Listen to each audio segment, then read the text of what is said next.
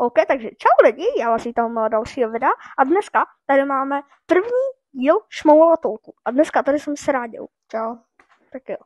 No, a se zavrhneme na otázky. Jaká je tvoje vysněná práce? Fotbalista. OK. No takhle, fotbalista a pokud by mi to nevyšlo, tak bych chtěl být policista.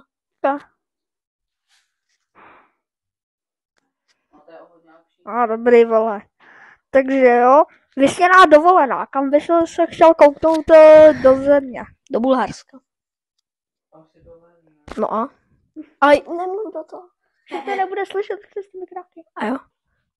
Dobrý, takže jo. No, jaký je tvůj vysněný klub, do kterého by ses chtěl dostat? Kevin, nevím, nesedí to, protože tam Manchester do Barcelony. Vážně? OK. Jaký je tvůj oblíbený klub? Celosvětově. Barcelona. OK. To je tak pada na pada. Jaká je tvoje oblíbená hra? Rocket League. A Minecraft. OK. Jakou věc by si v životě přál úplně nejvíc? Takže třeba jakoukoliv věc, jak do hry, tak i do reálného života celkově. Dobrý, kámo, odpověz. Tak asi bych si přál, aby jakože jsem se dostal do toho vyššího fotbalu a platili by mi a tím pádem by rodiče nemuseli pracovat. Což by bylo. Ale já jsem myslela, že věc, na kterou třeba můžeš sáhnout, nebo třeba, že chápeš, jak to myslím. Jakože auto, něco takového. No. Třeba klasická Škodovka. OK. Třeba tvůj největší trapas. A počkej, teď jsem si to všiml, že tam máme napsáno největší trpas. Tak největší trapas. Držbu. Tak asi to, že jsem se jednou, když jsme byli v Praze s rodičima kamarádama, tak jsem se tam pobil. OK.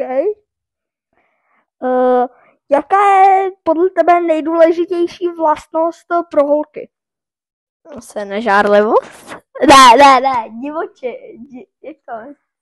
Nadrženost? Ne.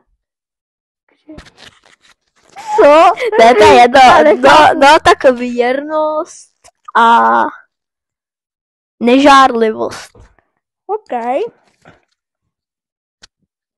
Jaký je tvůj oblíbený youtuber? Misako, Horis a třeba Richard Zelenka. OK, dobrá. Takže jo, nejméně oblíbený youtuber, kterýho fakt jakože nemáš rád, že když se pustí, tak si řekneš stlumte tu srač. Fizi, vážně. Jo. Já jsem čekal třeba, že řekneš bouchal, vole. No jo, tak jako bouchal, dalo, tak jako, Okay, prostě takový ty, který točej, jako. Takže jo, tohle by bylo asi všechno pro dnešní video, já to tady nějak zavřu ten notes, vole. Stejně a pak zase budu muset otevírat, no. Tak jo. 5 minut. Co to bylo? To je jedno. Aspoň to bude originální. Drž hubu. Že by to mělo být. Já vím, Šmoula Talk bude originální.